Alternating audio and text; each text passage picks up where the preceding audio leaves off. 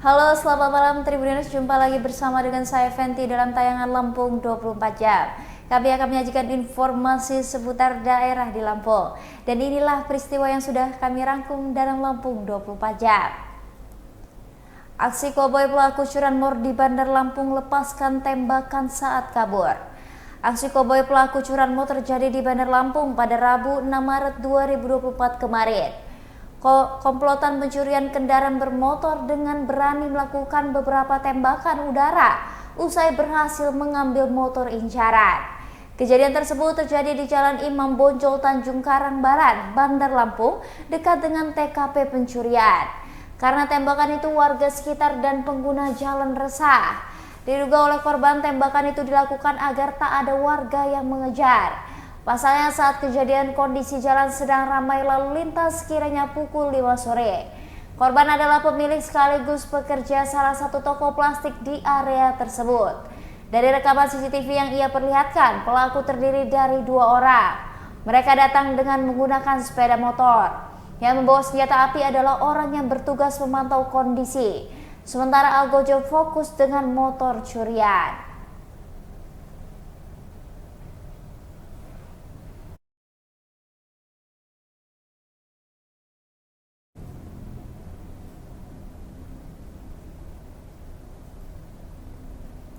Bukara Kerwil Kemenak Lampung Puji Raharjo bermedsos jangan kutip artikel berat.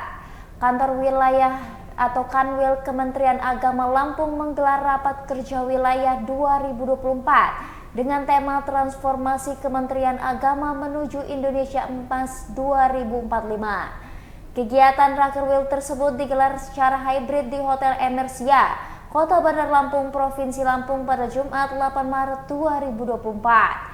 Kanwil Kemenak Lampung Puji Raharjo mengatakan Kemenak Lampung sudah berhasil melaksanakan beragam program yang sudah diakui di kancah nasional. Akan tetapi menurutnya masih cukup banyak catatan yang harus dievaluasi di Rakorwil Kemenak Lampung sehingga dapat mengoptimalkan program pada tahun 2024. Dalam sambutannya sebelum membuka gelaran rapat, terdapat 7 program yang menjadi fokus bahasan. Ketujuh program tersebut menjadi rekomendasi saat Rakernas Kemenak Republik Indonesia.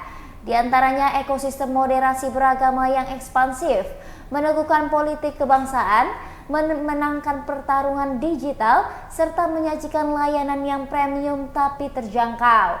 Selanjutnya mengusung layanan pendidikan yang inovatif dan transformatif. Smart ASN menjawab kebutuhan era digital dan mengoptimalkan dana umat untuk pengentasan dan pemberdayaan.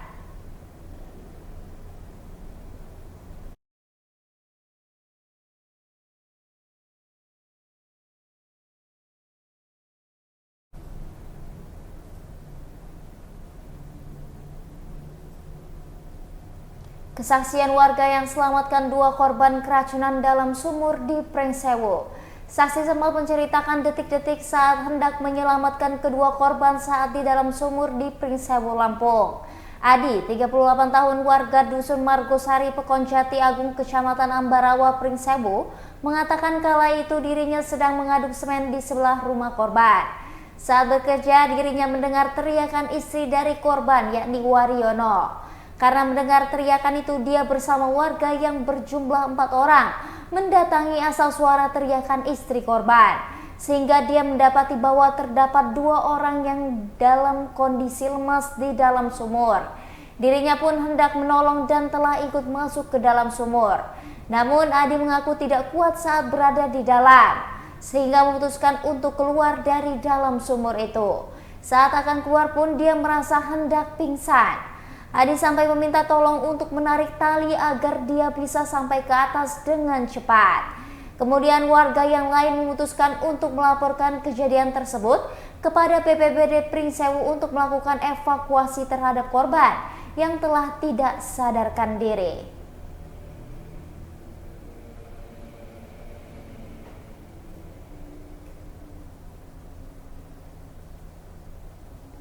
Operasi Keselamatan Krakatau 2024, Polres Lampung Selatan gelar Safety Riding.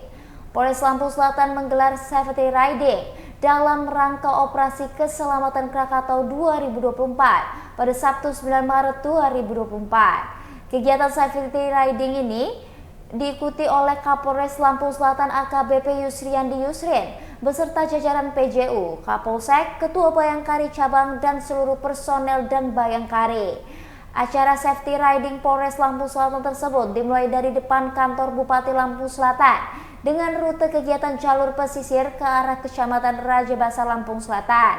Titik poin acara safety riding Polres Lampung Selatan tersebut di Dermaga Cantik, Kecamatan Raja Basa.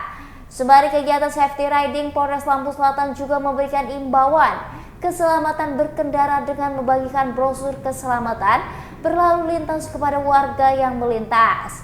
Rombongan safety riding Polres Lampung Selatan itu dipakukan dengan pengawalan unit lalu lintas. Acara safety riding Polres Lampung Selatan tersebut berakhir di Pantai Kahai Raja Basa. Dalam kegiatan itu juga Kapolres Lampung Selatan AKBP Yusriandi Yusrin memberikan bantuan tali asi kepada warga panti asuhan Pondok Pesantren Nurul Islam yang berupa beras. Kapolres Lampung Selatan AKBP Yusriandi Yusrin juga mengatakan kegiatan ini merupakan kegiatan operasi keselamatan dengan mengedepankan kegiatan himbauan preventif.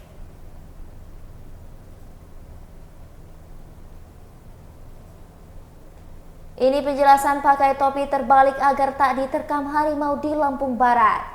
Baru-baru ini pemerintah Kecamatan Suoh dan BNS Lampung Barat mengeluarkan surat edaran terkait imbauan untuk waspada terhadap keberadaan harimau meneror warga. Surat edaran itu ditujukan kepada seluruh masyarakat Suoh dan BNS Lampung Barat yang poinnya antara lain menghindari jam keluar harimau dan upaya pencegahan agar tidak terjadi konflik. Salah satunya yakni masyarakat Suoh dan BNS Lampung Barat dianjurkan untuk memakai topi terbalik atau topi menghadap ke belakang ketika bertemu harimau. Upaya pemakaian topi terbalik ketika bertemu harimau itu memunculkan banyak pertanyaan di kalangan masyarakat. Apakah upaya tersebut efektif atau tidak untuk menghindari konflik? Menanggapi pertanyaan masyarakat terkait upaya tersebut, Ketua Satgas Konflik Harimau Suoh dan PNS Letkol Infantri Rinto Wijaya buka suara.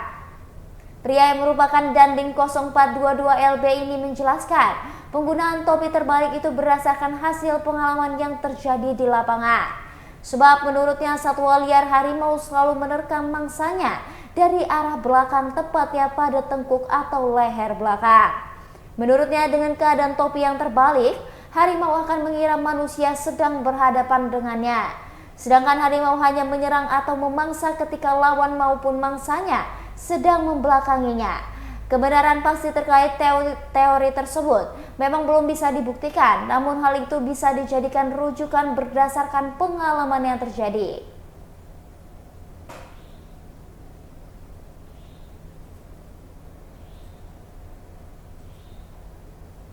Harga cabai caplak di Metro turun kini Rp60.000 per kilogram. Harga cabai caplak di Pasar Ekskopindo Metro Lampung turun ke harga Rp60.000 per kilogram. Pedagang cabai caplak di Pasar Ekskopindo Metro Panji menuturkan, harga cabai caplak telah mengalami penurunan harga sejak 3 hari terakhir. Menurutnya harga cabai memang sempat turun dan naik selama beberapa hari terakhir. Akan tetapi lanjut dia, kini harga cabai caplak berada di harga Rp60.000 per kilogram dari harga sebelumnya yakni sekitar Rp80.000 sampai Rp90.000 per kilogram. Ia menambahkan pembeli yang datang ke lapaknya cukup sepi. Hanya terdapat beberapa pembeli yang juga membeli dalam jumlah sedikit. Ia menambahkan penurunan harga cabai ini tak hanya terjadi pada cabai caplak saja, melainkan terjadi pada beberapa jenis cabai yang dijual di lapaknya, seperti cabai rawit dan juga cabai keriting. Panji menyebut biasanya menjelang bulan Ramadan jumlah pembeli cukup ramai. Pada kesempatan yang sama pembeli cabai di Pasar Ekskopindo Metro, Surtini menyebut dirinya mengurangi jumlah pembelian cabai selama harga cabai belum turun drastis.